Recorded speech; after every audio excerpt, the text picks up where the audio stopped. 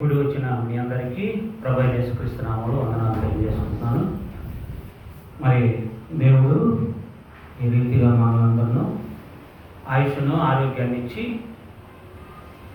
ఆరాధనలో మన ప్రభు యేసుక్రీస్తు వారి ద్వారా మన తండ్రి అయిన దేవుడిని ఆరాధించడానికి దేవుడు మనకిచ్చిన ఆయుష్ను ఆరోగ్యాన్ని బట్టి మనమందరం కూడా తండ్రి అయిన దేవుడిని కృతజ్ఞతతో ఆరాధించుకుందాం.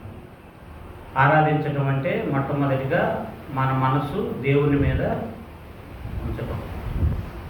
మన మనసు దేవుని మీద ఉంటే మనం చేసే ప్రతిదీ దేవుని దగ్గరికి వెళ్తుంది. అమ్మా అవునా కదా? మన మనసు దేవుని మీద లేకుండా మనం ఏది చేసినా అన్నాడు, మీరు పుదీనాలోను జీలకర్రలోను ప్రసాద్ అన్నీ ఇస్తున్నారంట.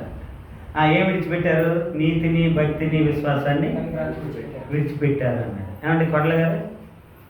అంటే దేవుడికి డబ్బు అవసరం అనుకునేవాళ్ళు కొంతమంది, దేవునికి డబ్బుతో పాటు నీతి న్యాయాలు ముఖ్యమని అనుకునేవాళ్ళు కొంతమంది. ఇప్పుడు నీతి న్యాయాలు అవసరమా, డబ్బు అవసరమా కొండల గారు? నీతి న్యాయంతో కూడిన డబ్బు అవసరం. కాబట్టి దేవుణ్ణి మనం ఆరాధించేటప్పుడు మన మనసంతా దేవుని మీద ఉంచాలి. ప్రతి విషయంలో మనం మనసు దేవుని మీద ఎప్పుడైతే పెడతామో మనం చేసే ప్రతిదీ కూడా అభివృద్ధి చెందిద్ది.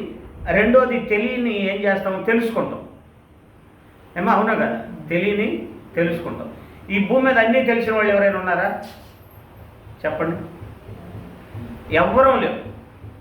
మరి ఎందుకు ప్రభువు దగ్గరకు వచ్చాము అంటే మనకు తెలియని తెలుసుకొని మనలో ఉన్న తప్పులు ఏం చేసుకోవటం, సరి చేసుకోవటం ముఖ్యం.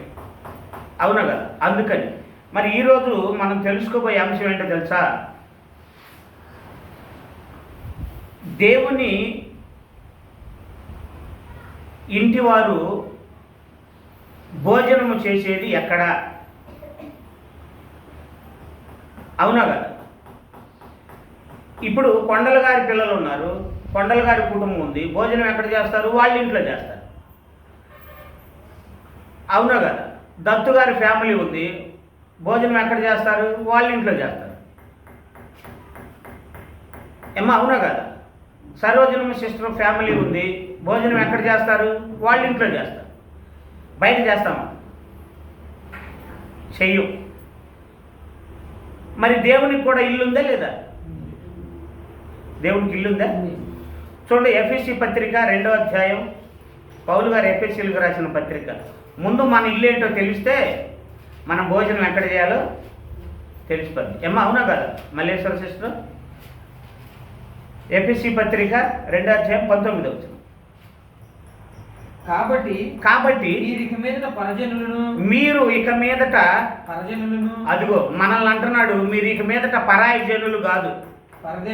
చెంచమ్మోళ్ళ వాళ్ళ నాన్నోళ్ళ ఇల్లు చెంచమ్మోళ్ళ ఇల్లు కాదు, దేవుడి ఇల్లే చెంచమ్మ సిస్టర్ వాళ్ళ ఇల్లు. అర్థమైందా? జ్యోతి సిస్టర్ వాళ్ళ అమ్మ నాన్నోళ్ళ ఇల్లు, జ్యోతి సిస్టర్ ఆ ఇల్లు కాదా ఉంది. ఆవిడ భర్తది ఏ ఇల్లు? దేవుని ఇల్లు. ఎందుకు? బాప్తిస్మం పొందింది కాబట్టి. అంటే బాప్తిస్మం పొందిన మన ఇల్లు ఎవరిది? దేవుడి ఇల్లు. మన బాప్తిస్మం ద్వారా దేవుని బిడ్డలు అయినప్పుడు, దేవుని బిడ్డల మనమైనప్పుడు మన ఇల్లు ఎవరిది? దేవుని ఇల్లు. అవునా కదా? ఏమంటున్నాడు? కాబట్టి మీరు ఇక మీదట పరాయి జనులను పరాయి దేశస్థులై ఉండకుండా పరిశుద్ధులతో అది ఏక పట్టణం అంటే తెలుసా? ఊరు. మనదంతా ఒక సపరేట్ లోకం. చీకటిలో నుండి వెలుగులోకి వచ్చిన లోకం. అయ్యా నాగరాజు అవునా కదా? ఏ లోకం అంది?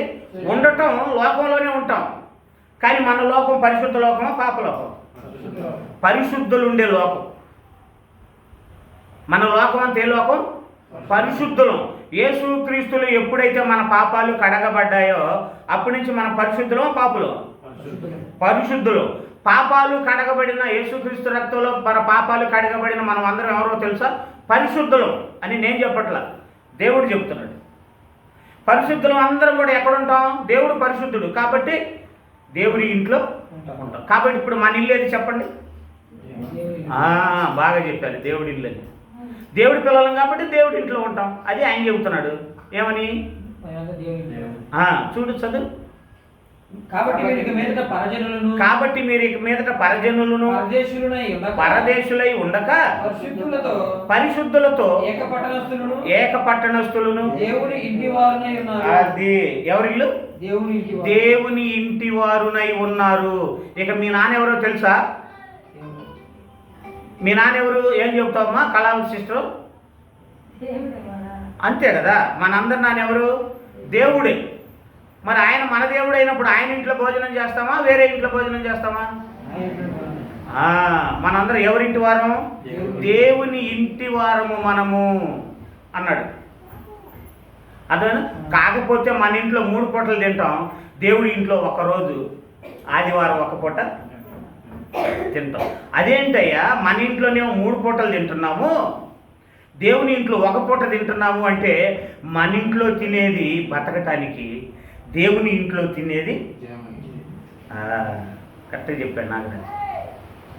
అర్థమైనా? మన ఇంట్లో తినటం వేరు, దేవుని ఇంట్లో తినటం వేరు. ఇంకా హెబ్రీ 3:6 చూస్తే మనం దేవుని ఇంటి వారము అంటాడు. రాసుకోండి, ఇంటికి వెళ్ళి చదువుకోండి. హెబ్రీ పత్రిక 3:6 వచ్చింది. మీకు అర్థమైందా? అంటే మన ఇంట్లో 3 పూటలు తింటాం, దేవుని ఇంట్లో ఎప్పుడు తింటాం? ఆదివారం ఒక్క పూట. ఆదివారం ఒక పూట. ఎలా తింటాం? బరీగా తింటామా? కొంచెం రక్తం కొంచెం శరీరం తింటావా? కొంచెం రక్తం కొంచెం శరీరం తింటాం. ఇదేంటయ్యా, మన ఇంట్లో అయితే ఫుల్గా తింటాం, ఇక్కడ కొంచెం రక్తం కొంచెం శరీరం ఎందుకయ్యా అనుకుంటున్నారా? ఎందుకు అంటే, మనకు 10 మంది పిల్లలు ఉన్నారనుకోండి, మీకు ఇంతకుముందు చెప్పా. ఒక తల్లిదండ్రులకి 10 మంది పిల్లలు ఉంటే భోజనం చేసేటప్పుడు అందరూ ఉండాలనుకుంటాడా తండ్రి? 2-3 తినిపోండి హోటల్లో తినిపోయినట్టు అంటాడా? నాగరాజు నానేమంటాడు? అరే చిన్నోడా, పెద్దోడా, సౌజన్య అయిందా? అన్నం కూర అయిందా? అయింది మావయ్య. పెద్దోడు ఆడికి పోయాడు, పిలువమ్మ. పెద్దోడు ఎక్కడికి వెళ్ళాడు? పిలువు. ఎందుకు మావయ్య? మనం తిందాం అన్నది అనుకోండి, వాడు కూడా రాని, పెద్దోడు కూడా రాని అంటాడు. ఎందుకు? అందరం మన ఇల్లు అన్నప్పుడు అన్నం తినే భోజనం కలిసి తింటే, అరే ఇంకొంచెం తిను, ఇంకొంచెం వేసుకో, అమ్మాయి వాడు సరిగ్గా తినట్లా, ఎందుకంటారా నువ్వు సరిగ్గా తినట్లా అంటే ఏమొస్తుంది? ఇంకొంచెం తిను ఇంకొంచెం తిను అంటే ఒకళ్ళ మీద ఒకళ్ళకి ఏమొస్తుంది? ప్రేమ ఏం చేస్తుంది తెలుసా? అభివృద్ధి చెందింది. ఏమైంది? అభివృద్ధి. ఇంకొంచెం తినమ్మా. సౌజన్య ఎందుకు కొంచెం తింటున్నావు? అరే నాగరాజు, సౌజన్య కొంచెమే, వద్దు మావయ్య చాలు అంటే సౌజన్యకి ఏమనిపిస్తుంది? మావయ్య ఎలా కనపడతాడు? మావయ్యలా కనపడ్డావు, తండ్రిలాగా కనపడతాడు. అంటే భోజనం అనే సిస్టమ్ దేవుడు ఎందుకు పెట్టాడో తెలుసా? మనలో ఈ భోజనం చేసేటప్పుడు అందరం కలిసి ఒకేసారి కూర్చోవాలి, అందరూ ఒకే రొట్టెలోది తినాలి. అదేంటి మాకున్న ఆలోచనలు దేవుడికి ఉన్నాయి అనుకుంటున్నారా? మనలో ఉన్న ప్రేమ దేవుళ్ళో ఉన్న ప్రేమే, కాకపోతే మర్చిపోయాం. అవునా కదా ప్రసాద్? దేవుడు పెట్టిన ప్రేమ మనకు సొంతం వచ్చిన ప్రేమ. ఎలా పెట్టాడు అంటే, నీకు భార్యని ఇచ్చాడు, పిల్లల్ని ఇచ్చాడు, ప్రేమ అనేది పుట్టింది.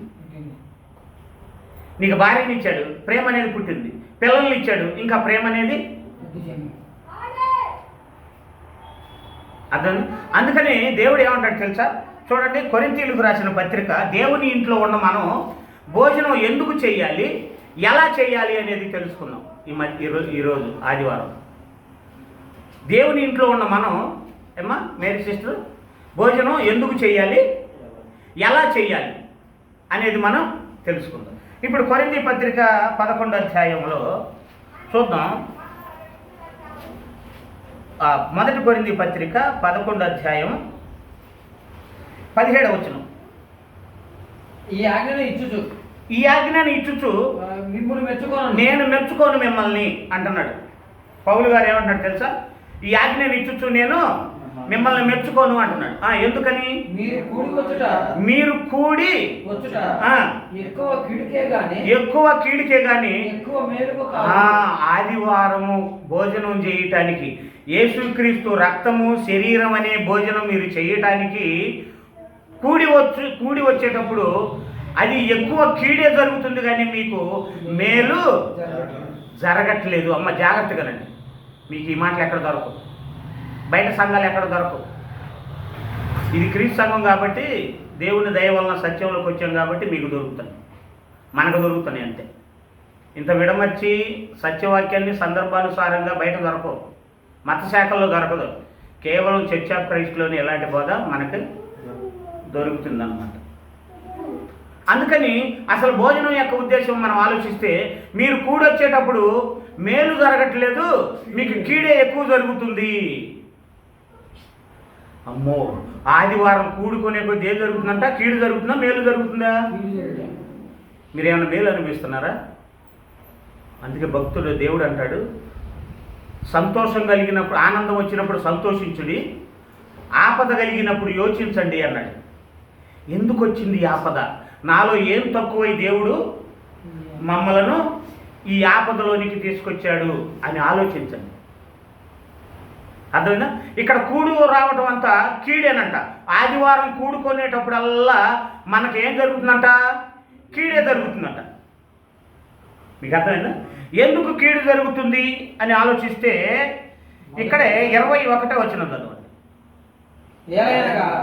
మీరు ఆ భోజనం చేయనప్పుడు ఒకరి కంటే ఒకడు ముందుగా తన మట్టుకు తాను భోజనం చేయుచున్నాడు. అదిగో, మీరు భోజనం చేసేటప్పుడు అంట అప్పుడు ఏం జరిగింది తెలుసా?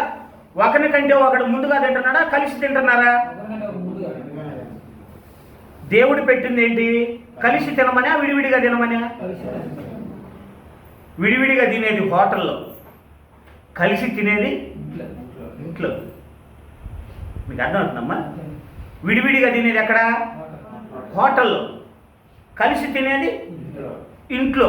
మరి ఇంట్లో కలిసి తినమని దేవుడు చెబుతూ ఉంటే, మీరు కూడి వచ్చేటప్పుడు జరుగుతుంది ఏంటో తెలుసా? మీకు కీడు జరుగుతుంది. ఎందుకని? మీలో ప్రేమ లేదు. మీలో ఏం లేదు? ప్రేమ లేదు. ప్రేమ ఎందుకు లేదు? మరి యేసు ప్రభు శరీరం రక్తం తింటున్నాం కదా అంటే, తినమన్నాడు కాబట్టి తింటున్నాం, కానీ ఎందుకు తినమంటున్నాడో తెలుసుకొని తినట్లేదుగా అన్నట్టు. దేవుడి ఆలోచన ఏంటి? అందరూ ఒకేసారి కూడుకొని వచ్చి అందరూ ఒకేసారి తినాలనే సౌజన్య, అంతేనమ్మా? అంతే కదా. సౌజన్య కూడా అన్నం కలిపింది అనుకోండి, బుడ్డమ్మాయికి కొంచెం, పెద్దమ్మాయికి కొంచెం దగ్గర కూర్చోబెట్టుకొని, అంటే వాళ్ళిద్దరి కడుపు నిండా తన చేతులతో పెడితే మనస్ఫూర్తిగా పెట్టి ఏం చేస్తుంది? అమ్మయ్య వీళ్ళ కడుపు నిండింది అని ఏం చేస్తుంది? మూతి తుడిచి ఆడుకోండి అని పంపిస్తూ ఉంటాం. మనకే కాదు ఈ ప్రేమ, మనకంటే ముందు దేవుని మధ్యలో ఉంది ఈ ప్రేమ. ఏంటది? మనం అందరం కూడా ఆదివారం వస్తే తన బిడ్డలుగా, సర్వజన్మ సిస్టర్ వచ్చిందనుకోండి, అయ్యా అంజలి సిస్టర్ రాలేదు, కొంచెం పోయిరా పోయా బ్రహ్మం, కొంచెం పోయిరా పోయా నాగరాజు. చంచమ సిస్టర్ వచ్చిందనుకోండి, మల్లేశ్వర్ ఇంకా రాలేదు పాస్టర్ గారు, ఒక 5 నిమిషాలు ఆగండి, అయ్యా మల్లేశ్వర్ని పిలిచిరా పోయా. మీకు అర్థమైందా? అంటే ఒకళ్ళకొకళ్ళు మీలోనే ఏం కలగాలి? అందరం కలిసి కూర్చోవాలి, కలిసి భోజనం చెయ్యాలి. ఇప్పుడు చెంచమ్మ మల్లేశ్వరం వచ్చిందా ఉండయ్యా అన్నదంటే, మల్లేశ్వరమ్మ మీద చెంచమ్మకి ఏముంది? ప్రేమ ఉంది. అబ్బో నేను వచ్చిందాకా ఆగమన్నది అంటే అందరూ వచ్చారు, ఇక మల్లేశ్వరమ్మే రాలేదు అని చెంచమ్మ అడిగింది అంటే, చెంచమ్మకు మల్లేశ్వరం మీద ఏముంది? ఏ ప్రేమ? కలిసి తింటే దేవుడు ఆనందపడతాడనే ప్రేమ. మనం అందరం ఒకళ్ళ కోసం భోజనం చేయటానికి, ఆదివారం యేసు ప్రభు రక్తము శరీరం అనే భోజనం చేయటానికి మనం అందరం కలిసి కూర్చొని కలిసి తినకపోతే దేవునికి బాధ అని కలిగిన ప్రేమ ఆ ప్రేమ ఏం చేయాలి తెలుసా? అయ్యా ఆ అక్క రాలేదు, ఈ అక్క రాలేదు, మేము వచ్చేసరికి కొండల గారి పిల్లల్ని ఎందుకు పంపిస్తాడు మీరు చెప్పండి? మేము వచ్చేసరికి ఇంట్లో ఉండరు పిల్లలు, ఎదురు కావటమో లేదా ఇద్దరు ఆల్రెడీ ఇద్దరు ముగ్గురు తెచ్చి విడిచిపెట్టడమో జరుగుతూ ఉంటుంది. ఎందుకు వస్తున్నారు వాళ్ళు? కొండల గారు ఎందుకు పంపిస్తున్నారు చెప్పండి? ప్రేమ. ఏంటది? నేను వచ్చేసరికి చెబుతారు కొండల గారు, ఏమని? రాని వాళ్ళు ఎందుకు రాలేదు ఆయన కారణం ముందుగానే చెప్తారు. ఎలా తెలిసింది ఆయనకి? నేను వస్తానని తెలుసు, పాస్టర్ గారు వచ్చే లోపల ఎవరెవరు వస్తున్నారో ఎవరో రాలేదు కూడా ఆయనకి తెలిసిపోయింది. ఏంటండి ఈరోజు మన అంజలమ్మ రాలేదు, ఈరోజు ఫలానా ఇది ఉందంటండి. ఏంటది? బాధ్యత. తెలుసుకున్నాడా? తెలుసుకున్నాడు. అందరు రావాలి. ఎందుకని? ఎవరి ఇల్లు ఇది? దేవుని ఇల్లు. మరి దేవుని పిల్లలమైన మనకి మన మీద మనకేముండాలి? ప్రేమ ఉండాలి. ప్రేమ ఉండాలి. పిల్లలు వారానికి ఎన్నిసార్లు తిరుగుతారు గమనించారా? ఒక్కొక్కరికి 2 సార్లు తిరగాలి. అవుతా కళావతి సిస్టర్కి 2 సార్లు, మేరమ్మ సిస్టర్కి 2 సార్లు, అవునా, అంజలి సిస్టర్కి 2 సార్లు, ఇట్టగా మన ఆ మేరమ్మ వస్తే 2 సార్లు, మన సరోజనమ్మ సిస్టర్కి 2 సార్లు. ఇన్నిసార్లు మీద ఎంత ఆయిల్ కాలేదు? 1 వారమా, 2 వారాలు, 3 వారాలు, 4 వారాలు, సంవత్సరాలు. అంటే వాళ్ళు కష్టపడుతున్నారు చూడండి, వాళ్ళ ఆయిల్ కాలింది అని చెప్పట్లా నేను, వాళ్ళు అది చూసుకోకుండా తిరుగుతున్నారు అని చెప్పడానికి చెబుతున్నాను. మీకు అర్థమైందమ్మా? వాళ్ళు ఏదో హైలైట్ చేయాలన్న ఉద్దేశం కాదు నాకు. అంటే మనలో మా కుటుంబం మేము కలిసి ప్రభు శరీర రక్తం తీసుకోవాలని ఆ బీజం మనలో ఎప్పుడైతే ఉంటుందో ఆ బీజమే మనల్ని ఏం చేస్తూ ఉంటుంది? నడిపిస్తూ ఉంటుంది అన్నమాట. అందుకని ఆదివారం ఆరాధన బాప్తిస్మము పొందిన మనలో ఒకళ్ళు ఆగితే అందరికి ఆశ్చర్యం కలిగాలి. అరే ఏందిరా మన చెల్లి రాలేదు, మన అంజలి చెల్లి రాలేదే, మన జ్యోతి చెల్లి రాలేదే, కళావతి అక్క రాలేదే.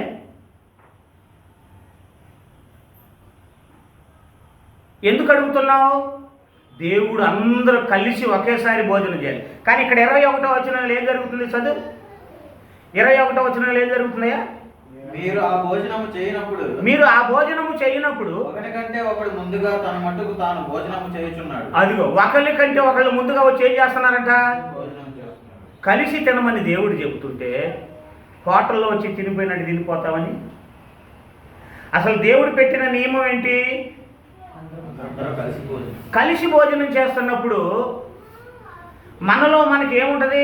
అభిమానం, ఆప్యాయత, ప్రేమ, అనురాగం ఇది ఉంటుంది. ఇలా కడుపు నిండా తినాలనుకుంటే మీకు ఇళ్ళు లేవా అని అడిగాడు. కింద వచ్చిన చదువు. ఇదేమి? ఇందువలన ఒకడు ఆకలి కొనును మరి ఒకడు మత్తుడవును. ఎందుకని ఆకలి ఎందుకు కొంటాడు? ఏమ్మా ఇప్పుడు మీరున్నారు, మన సరోజనమ్మ సిస్టర్ వచ్చింది, 4 కొడుకులు 6 కొడుకులు అనుకుందాం. ఒక అతను వచ్చాడు అన్నం తినిపోయాడు, 2వ అతను వచ్చాడు తినిపోయాడు, 3వ అతను వచ్చాడు తినిపోయాడు. ముందోళ్ళు తినేసరికి వెనకోళ్ళకి ఏమి లేదు, అన్నం లేదనమాట. ఇప్పుడు ప్రేమ ఉన్నోళ్ళు అనుకోండి, సరోజన సిస్టర్ ఏమంటది? అరే పెద్దన్నయ్యని రానీరా అంటది. పెద్దన్న ఇచ్చినాక అరే లాస్ట్ వాడిని రానీరా పెద్దోడా. ఎందుకని? ఉన్నది సమానంగా తినాలి. చూడండి, దేవుడు ఆదివారం మనకి ప్రభు అయిన యేసుక్రీస్తు రక్తము శరీరంలో పెట్టిన నీతిని చూడండి. ఇందులో నీతి ఏంటో తెలుసా? మనం కలిసి తినాలనేది దేవుడి నీతి. ఏ ఒక్కళ్ళు కూడా ఈ భోజనానికి మిస్ కాకుండా అందరూ కలిసి ఒక్కసారిగా కూర్చొని ప్రార్థన దగ్గర మొదలయ్యి, పాటల దగ్గర మొదలయ్యి, వాక్యం దగ్గర స్టార్ట్ అయ్యి చివరి ప్రార్థన కానుకల ద్వారా, స్తుతుల ద్వారా, ప్రభు రక్తము శరీరాల ద్వారా చివరి ప్రార్థన అయిపోయేంత వరకు కూడా మనం కలిసికట్టుగా చేసే ప్రతిదీ దేవుడికి ఎలా ఉంటుందో తెలుసా? సువాసన, సాంబ్రాణి కడ్డీ వాసన ఎలాగైతే మనం ఆనందంగా పీల్చుకుంటామో, ఆదివారం ఆరాధనలో మనం అందరం కూర్చొని ఒకే మనసుతో అందరూ ఒకే ప్రేమ కలిగి చేస్తూ ఉంటే దేవుడికంటే అది ఎలా ఉంటుందో తెలుసా? పరిమళ వాసనగా. ఉంటుందంట. అందుకే సెంటు రాసుకొని దారిని వెళ్తూ ఉంటే వాళ్ళు అక్కడ వెళ్తూ ఉంటే ఇక్కడికి వస్తుంది వాసన. అబ్బా అనుకుంటాం, అవునా కదా? అబ్బా అనుకుంటా ఉంటాం. అంటే అంత దూరం ఉంటే ఇక్కడికి మంచి వాసన వచ్చింది, మనం ఇక్కడ అలాగుంటే అక్కడికి దేవుడి దగ్గరకు మంచి వాసన వెళ్ళిపోద్ది. అప్పుడు మన ప్రతి కుటుంబంలో దేవుడి దృష్టి అప్పుడు పెడతాడు. ఇందా దత్తు గారు అన్నాడు, దేవుడి కోసం ఏదైనా చెయ్యాలి, ఏదైనా ఇచ్చేయాలి, ఒక 20 రూపాయలు చేతిలో ఉంటే దేవుడు గుర్తొస్తున్నాడు మాకు అంటున్నాడు. కొండల గారు మేము పోయే లోపల దేవుడికి ఏదో ఒకటి చేసిపోవాలన్నాడు. ఇప్పుడు నాతో మాట్లాడు. కొండల గారు నేను పోయే లోపల ఏదో ఒకటి చెయ్యాలి, కొండల గారు పక్కనుంటే చాలు నాకు. కొండల గారు పక్కనుంటే చాలా, ఎందుకని పెద్దోళ్ళు ఆలోచనలు ఇస్తారు. ఆలోచనలు చెప్పు వాళ్ళు లేకపోతే ఏమన్నాడు బైబిల్లో దేవుడు? అంతే కదా, అంటే పెద్దగా ఆలోచనలు చెప్తారు. అందుకే సామెత అవుతుంది, ఇంట్లో పెద్ద తల లేకపోతే ఏ తల పెట్టుకోమన్నారు? దున్నపోతు తల తెచ్చి పెట్టుకోమన్నారు. అంటే పెద్ద తల అంత ప్రాముఖ్యమైంది. అందుకే కొండల గారు నాకు పక్కన నిలబడితే చాలు, దేవుడి కోసం ఏదైనా చేయగలుగుతాం. ఎందుకు నిలబడరు ఆయన? స్థలం కొనే దగ్గర నుండి చర్చి పూర్తయ్యేంత వరకు కూడా ప్రతి రాయిలో, ప్రతి మట్టిలో, ప్రతి రేకులో, ప్రతి ఇదిలో కుటుంబం కష్టం ఉంది. ఆర్థికంగా అంటారా? తీసేయండి. ఆర్థికంగా ఒకళ్ళ దగ్గర ఉండొచ్చు, ఒక్కో సమయంలో ఒక్కొక్కళ్ళ దగ్గర లేకపోవచ్చు. ఇది దేవుడు కేర్ చేయడు. మీటింగ్ పెట్టారనుకోండి, మీటింగ్ పెట్టడానికి కొంతమంది డబ్బులు ఇస్తారు, కొంతమంది డబ్బులు లేక పట్టలేస్తారు. మీటింగ్కి ఆ మైకులు కట్టడం అది ఇది చేసినట్టే. మీకు అర్థమైందా? ఎందుకని అంటే దేవుడికి పక్షపాతం ఉంటుందా? ఉంటుందా? ఉండదు. ఆయన ప్రేమ అమోఘమైంది, అద్భుతమైంది. ఈరోజు కూడా వర్షం లేకపోతే సాయంత్రం ప్రార్థన పెట్టుకున్నామన్నారు దత్తు గారు. ప్రార్థన చేయండి, వీలైతే వాతావరణం అనుకూలిస్తే ఏమా అలాగే. అలాగని మా కోసం వర్షం ఆపు అంటే రైతులు బాగుంటే మనం బాగుంటాం ఏమో, అవునా కదా? పొలాలు పండితే మనం బాగుంటాం. కాకపోతే మా ప్రార్థనకు అనుకూలంగా ఆపయ అని ప్రార్థన చేయండి. ఎందుకంటే క్రైస్తవులుగా మనం శత్రువునే ప్రేమించేవాళ్ళం, అవునా కదా? అందుకని ఏమన్నాడు? మీరు ఒకరి కంటే ఒకడు ముందుగా భోజనము చేస్తున్నారు, కలిసి రాకుండా అంటాడు. అంటే దేవుడికి ఎందుకని అంత పిచ్చి మనం అంటే? ఏమ్మా, అందరం కలిసి రావాలనే పిచ్చి, అవునా కదా? ఈ 10వ అధ్యాయం 17 వచ్చిన ఒకసారి చదివయ్యా. ఇదే కొరింథీ పత్రిక. మనమందరము ఆ ఒకే రొట్టెలో. రొట్టెలు ఎన్నమ్మా? యేసు ప్రభువులు ఎంతమంది? ఒక్కడేగా. మరి ఆయన ఒక్కడైనప్పుడు ఆయన శరీరం ఒకటేగా. ఇప్పుడు ఆదివారం అందరూ కూడా ఆ ఒకే రొట్టెలోనేగా మనం చెయ్యి ముంచేది. కొండలుగా 2 రొట్టెలు చేస్తున్నారు, ఒక రొట్టె. ఆ రొట్టెని విరిచి ఏం చేస్తున్నామా? ఆ ఒకే రొట్టెని తింటున్నాం. ఒకే రొట్టెను మనం తింటున్నామంటే ఒకే ఇంట్లో ఉండి తిన్నవాళ్ళుగా తినాలి మనం. అర్థమైందమ్మా? ఆదివారం రొట్టె రసం భోజనం ఎందుకు ఇచ్చాడో తెలుసా? భోజనం మనం అందరం ఏక మనసు రావటానికి. భోజనం చేయటానికి ముందు ఒకళ్ళనొకళ్ళు పిలుచుకొని కూర్చొని ఒకేసారి తింటాను. ఒకేసారి తింటే ఎలా ఉంటుంది? మన సరోజనం సిస్టర్ వడ్డిస్తుంది అనుకోండి, జాగ్రత్తగా రండి మాట. మనందరికీ సరోజనం సిస్టర్ వడ్డిస్తుంది. అబ్బాయి అందరూ ఒకసారి కూర్చుంటే, అమ్మాయి అందరూ ఒకసారి కూర్చుంటే వడ్డిస్తాను అన్నది. ఎందుకని అంటే ముందు మనం తింటే తర్వాత రాబోయే వాళ్ళకు ఉండదేమో అనుకుంది. అందరూ ఒకేసారి ఉంటే ఉన్నది సమానంగా తలా కొద్దిగా తింటే అందరూ తృప్తిగా లేవచ్చు అనుకుంది. అందుకని కూర దగ్గర అన్నం దగ్గర కూర్చున్నది సరోజనమ్మ సిస్టర్, అందరిని కూర్చోబెట్టుకుంది. సరిపోతుందా లేదా అనేది చూసుకుంటూ వడ్డిస్తుంది. అర్థమేనమ్మా? చూసుకుంటూ వడ్డిస్తుంది. ఈ అబ్బాయి తక్కువ తిన్నాడు, ఎందుకు ప్రసాద్ తక్కువ తిన్నావు, నువ్వు తక్కువ తింటున్నావు, తిను సరిగా, ఎందుకు ఉంది కాబట్టి తిను అంటుంది.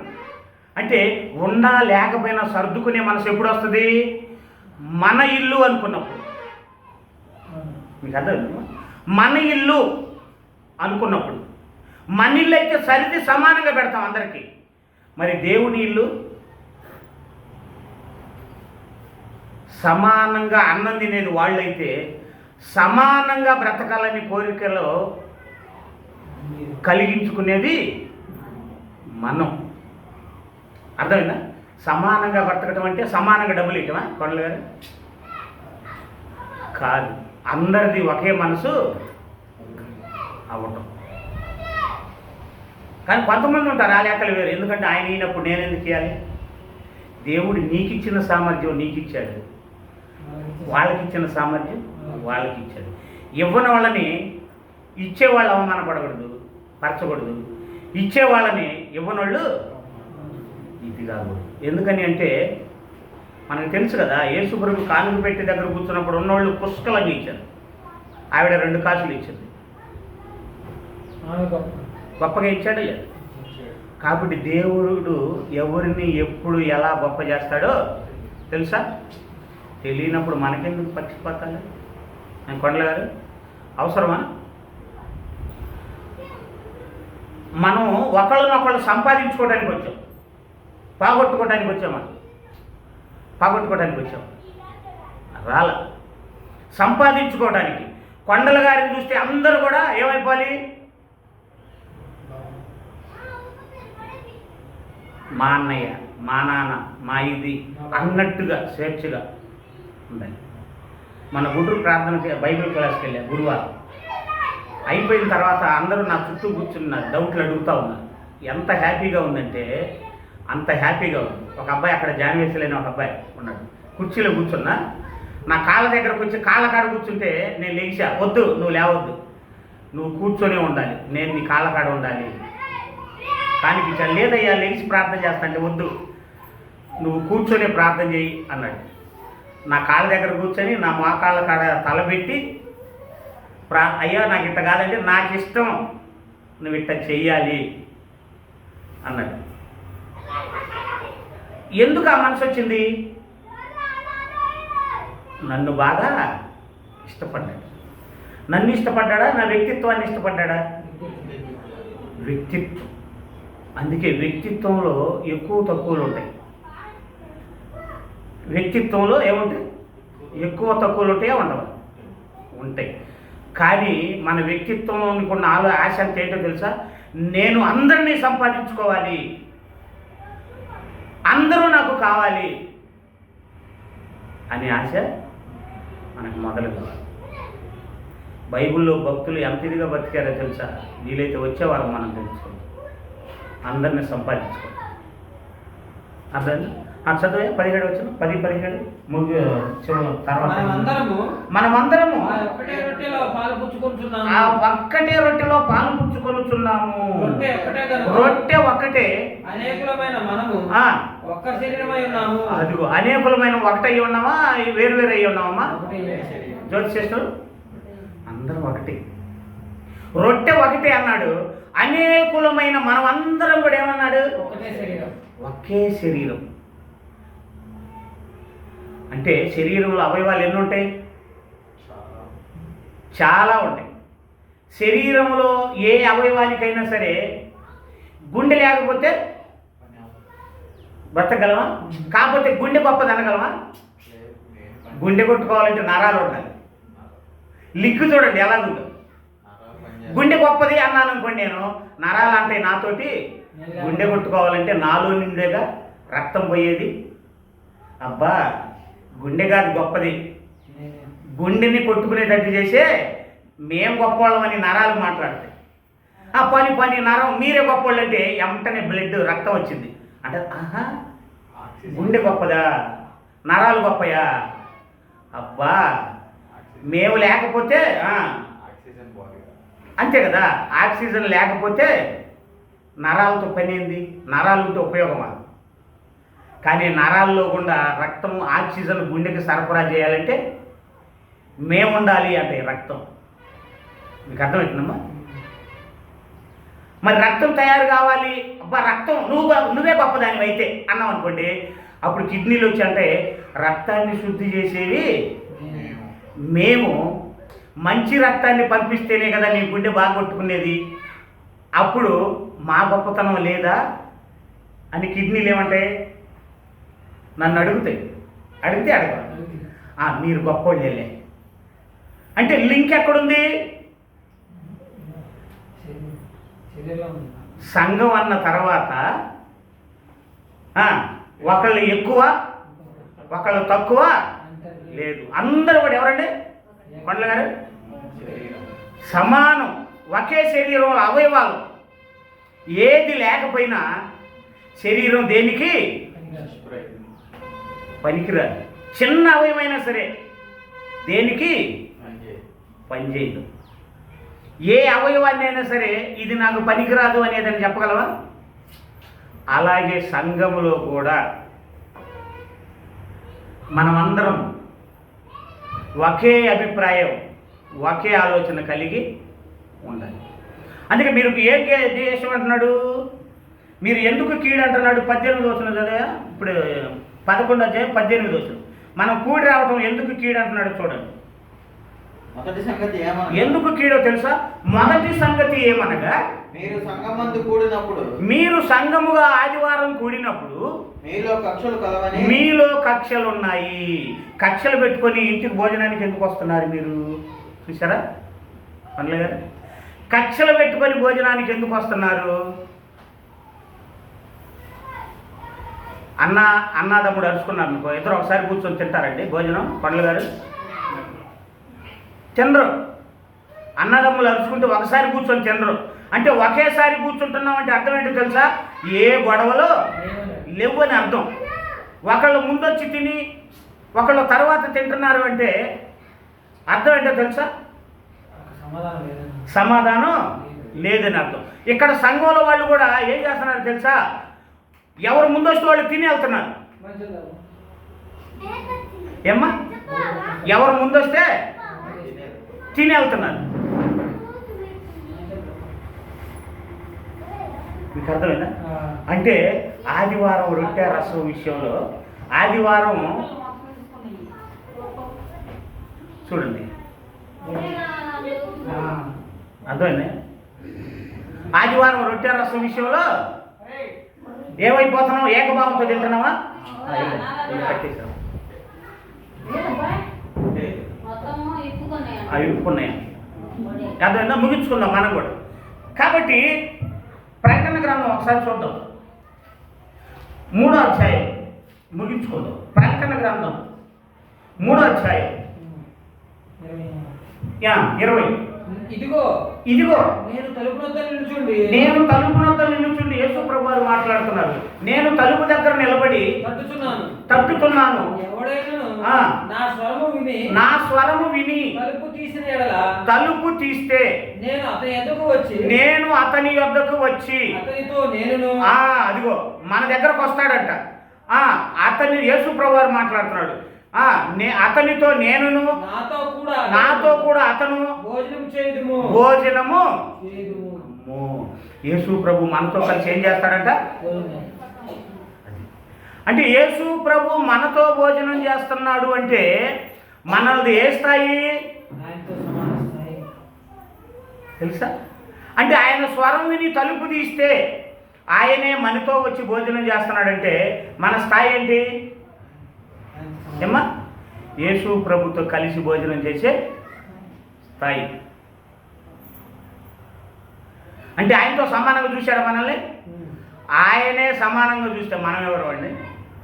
ఆ అక్క ఎక్కువ, ఈ అక్క తక్కువ, ఆ అన్న ఎక్కువ, ఈ అన్న తక్కువ, మనకేం పని? వీలైతే బలహీనతల్లో నుంచి పైకి తీసుకొని వద్దాం, బలహీనులను బలపరుద్దాం, అందరినీ సమాధానంగా ఉండటం కోసం కష్టపడదాం. మీకు ఎప్పుడు చెప్పేది అదే. ఒక మనిషి మీద మనకి చిన్న అభిప్రాయం, చెడ్డ అభిప్రాయం కలిగిందంటే దాన్ని పక్కన పెడతాం. ముందు దాన్ని పక్కన పెట్టి పలకరించడానికి ప్రయత్నిద్దాం. ఇగోలు వద్దు మనకి. మనదంతా ఒక ఇల్లు. ఆ ఇగో మనలో ఉంటే మనం చనిపోతే తిరిగి లేవం. పరలోకం వెళ్తామా? వెళ్ళం. అందుకని యేసుప్రభు అన్నాడు, నాతో అతనితో నేను కలిసి భోజనము చేస్తాము. కలిసి భోజనం చేస్తాము అంటున్నాడంటే ఎంత మంచి ఇదిగా మీకు అర్థమవుతుందో ఒకసారి ఆలోచించండి. అర్థమైందమ్మా? అందుకని హెబ్రీ పత్రిక 3వ అధ్యాయం 6వ వచనం చూడండి. పౌలు గారు హెబ్రీలకు రాసిన పత్రిక 3వ అధ్యాయం 6వ వచనం. అయితే క్రీస్తు దేవునికి కుమారుడై ఉండి ఆయన దేవుని ఇంటి మీద నమ్మకముగా ఉన్నాడు. ధైర్యమును నిరీక్షణ వలన ఉత్సాహమును చివరి దాకా స్థిరముగా మనం ఉంటే మనమే ఆయన ఇల్లు. ఎవరిల్లు? దేవుడి ఇల్లు. ఎంత బాగా చెప్పారు. బలి అన్నారే ఈరోజు వాక్యం. ఎందుకన్నా ఆన్సర్ బలి ఇస్తున్నారు అమ్మా. ఈరోజు ఏంటి బాగా అందరూ వాక్యం దగ్గర బాగా షార్ప్గా ఉన్నారే. అర్థమైందా? అందుకే మీరు ఎంత శ్రద్ధగా వింటే అంత బాగా వాక్యం చెప్పాలనిపిస్తాం. చూడండి రియాక్షన్ ఇవ్వాలి. ప్రతి ప్రశ్నకి సమాధానం భావించాలి. కాబట్టి మన ఇల్లు, మనం ఎవరి ఇల్లు? దేవుడి ఇల్లు. దేవుడి ఇంట్లో భోజనం చేసేవాళ్ళు అందరూ ఒకేసారి రావాలా వద్దా? ఒకేసారి రావాలి. ఎవరైనా ఆగితే బాధ ఉంటుందే ఉండదు? ఆగకుండా భోజనం చేయాలి. భోజనం చేస్తే వచ్చే లాభం ఏంటి? ఇందాక చెప్పే కదా, సరోజనమ్మ మధ్యలో కూర్చుంది, అందరినీ సమానంగా ఏం చేస్తుంది? వడ్డిస్తుంది. అందరూ ఒకేసారి కూర్చున్నామంటే అర్థం ఏంటో తెలుసా? ఎవరికి మధ్య విభేదాలు లేవని అర్థం. అవును కదా? అరుచుకున్న వాళ్ళు ఎదురెదురు కూర్చొని అన్నం తింటారా? తినరు. కానీ మనం అందరూ ఒకేసారి కూర్చుంటున్నామంటే మనలో ఒకే మనసు ఉందని అర్థం. మరి ఒకే మనసు ఉన్న మనం ఏం చేస్తాం? కూర ఏమో తక్కువ ఉంది, జనం ఎక్కువ ఉన్నాం, ఏం చేస్తాం? అంజలి అక్కయే ఆ ముక్క తినకుండా బ్రహ్మానికి వేసింది. అబ్బో అక్క తినకుండా నాకేసిందిరా, అబ్బో నాకు ఎక్కువైంది, అయ్యో నాగరాజు నువ్వు తిను, నాగరాజుకి వేస్తాను. నాగరాజుకి అర్థమైపోయింది ఏమని? నాకు సాలదని బ్రహ్మం అన్న తినలేదు, అబ్బో నాకు ఎక్కువైంది అక్క, మీరక్క వేస్తారు. అంటే తక్కువ ఉంటే, తినేది తక్కువ ఉంటే అందరికీ సరిపోద్ది. ప్రేమ ఉంటే అందరికీ సరిపోద్ది. ఎలాగా? నేను తింటే నా చెల్లెలకి చాలదేమో, నేను తింటే మా అక్కకి చాలదేమో. అంటే ప్రేమ ఉండబట్టి ఏం చేస్తున్నారు? ఫస్ట్ ఉండి సమానంగా పంచుకుంటున్నారు. ప్రేమ లేకుండా పెద్ద చట్టుడు ఉంటే ఉపయోగం ఏముంది? ఏమా అవునా కదా?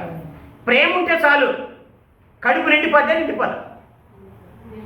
ప్రేమ ఉంది కాబట్టే అంజలి సిస్టర్ ఏంది, అమ్మో ఉందే 4 ముక్కలు వాళ్ళు తినాలని చెప్పి, అబ్బా నాకు వద్దన్నా, నేను నిన్నే తిన్నా, చికెన్ అంటే నాకు ఏమి లేదు, తింటే చాలదని మీకు ఎదుటి వాళ్ళకి పెట్టాలని. అది సంఘంలో ఉండాల్సిన ప్రేమ. మనలో ప్రేమ ఉంటే ఎంతైనా సర్దుకుంటాం. ప్రేమ లేకపోతే ఎంతైనా నేను తిన్నాం పరే, ప్రేమ లేదుగా, ఆ వండింది నేను ఎందుకు తినాలి, ఎంత వండింది ఏం చేస్తాను? ప్రేమ లేదు, పారేయటమే. కానీ ఇంతే ఉంది, ప్రేమ ఎక్కువ ఉంది, కానీ తల గంటె. ప్రేమతో తిన్నారు. మీకు అర్థమైందా? అందుకే దేవుడు ఆదివారం ఆరాధనని ఎందుకు పెట్టాడు మీకు అర్థమైందా? ఇలాంటి మనసు రావడం కోసం పెట్టాడు. దయచేసి నేను మీకు ఎక్కడ ఈ సంగతులు దొరకవు, చెప్పరు. ఆదివారం వస్తే, ఆదివారం రాకపోతే ఏదో కీడు జరిగిద్దని వచ్చేవాళ్లే, కానీ ఇలా ఉంటేనే దేవుడు మేలు చేస్తాడని ఎవరు తెలుసుకోలేకపోతున్నారు. ఆలోచించండి. ఇలా ఉండి పలానా సమస్యని చెప్పండి మీరు, నేను దానికి జవాబుదారి. నన్ను అడగండి, దేవుడు కాదు, నన్ను అడగండి. మేము ఇలా ఉంటున్నాం కదా, మాకు ఎందుకు ఇలాంటి శ్రమలు వచ్చినాయి నన్ను అడగండి, నేను చెప్తాను. కానీ అలా ఉంటే ఎంతో ఆనందం. అందుకే ఎప్పుడు చెబుతూ ఉంటాం, మనిషి బ్రతకాలంటే కావాల్సిన డబ్బు కాదు, ఏం కావాలమ్మా సౌజన్య సిస్టర్? ప్రేమ. అవునా కదా? అది అలాంటి ప్రేమని మనం అవలంబిస్తూ ఆదివారం ప్రభు యొక్క శరీరాన్ని రక్తాన్ని అందరం కలిసి వచ్చి అందరం ప్రేమగా అందరం ఒకేసారి తీసుకొని మనస్ఫూర్తిగా అందరూ పలకరించుకుంటూ అందరికీ ప్రేమతో వందనాలు తెలియజేసుకొని ఎటోళ్ళకి వెళ్ళిపోతే అదే ఆత్మతో సత్యముతో ఆరాధించినట్టు. అంతేనా? ఆత్మతో సత్యంతో ఆరాధించడం అదేనా? ఇంకా వేరే అనదర్ ఇదేమైనా ఉందా? ఏమీ లేదన్నమాట. అందుకని ఒకటే మన మనసులో ఏదైనా ఒకళ్ళ మీద ఒకళ్ళకు ఉంటే తీసేసుకోవటం, అందరినీ మా అన్న, మా అక్క, మా చెల్లి, నా తమ్ముడు, నా అన్న, ఇలాంటి విధానంలో మనం అందరం ఉంటే ప్రతిదీ దాన్ని కూడా దేవుడు మనల్ని ఏం చేస్తే తెలుసు, అందరిని ఏకాభిప్రాయంతో ముందుకు నడిపిస్తూ ఉంటాడు. దయచేసి దేవుని ప్రేమ విషయంలో మాత్రం ఎప్పుడు నిర్లక్ష్యంగా ఉండమాకండి. మనం కొద్దిమంది అయినా అందరితో ప్రేమగా ఉందాం. అనేక మందిని, కొంతమందిని అయినా సరే సత్యాన్ని ఆకర్షించే వాళ్ళని నడిపిద్దాం, ప్రభు దగ్గరికి చేర్పిద్దాం. చేర్పించిన మనల్ని దేవుడు ఏమంటాడు? నమ్మకమైన మంచి దాసుడా దాసురాలా బల అంటాడు మనల్ని పరలోకి వెళ్ళిన తర్వాత. అది అలా ఉండటమే దేవుని చిత్తమని మరి దేవుడు ఈరోజు మనకు తెలియజేశాడు. కాబట్టి ఆదివారం దేవుని ఇంట్లో భోజనం యొక్క అర్థం ఏంటో తెలుసా? ఇది ఏంటది? అందరం కలిసికట్టుగా ఒకేసారి వచ్చి ఒకేసారి భోజనం, మనలో ఒకళ్ళ మీద ఒకళ్ళకి ద్వేషాలు, కక్షలు, కార్పణ్యాలు ఏమీ లేకుండా ఒకే హృదయం కలిగి తినాలనేదే. ఆ తినటం కోసమే ప్రభు యొక్క శరీర రక్తాలు తప్ప కడుపు నిండా తినటానికి మీకు ఇళ్ళు లేవా అన్నాడు. ఇక్కడ కడుపు నిండా తినటానికి కాదు, హృదయం నిండా ప్రేమను పెంచుకోవటానికి. ఓకేనా? అది కాబట్టి ఇప్పటి వరకు శ్రద్ధగా మీ అందరికీ నేను వందనాలు తెలియజేస్తూ తర్వాత కార్యక్రమం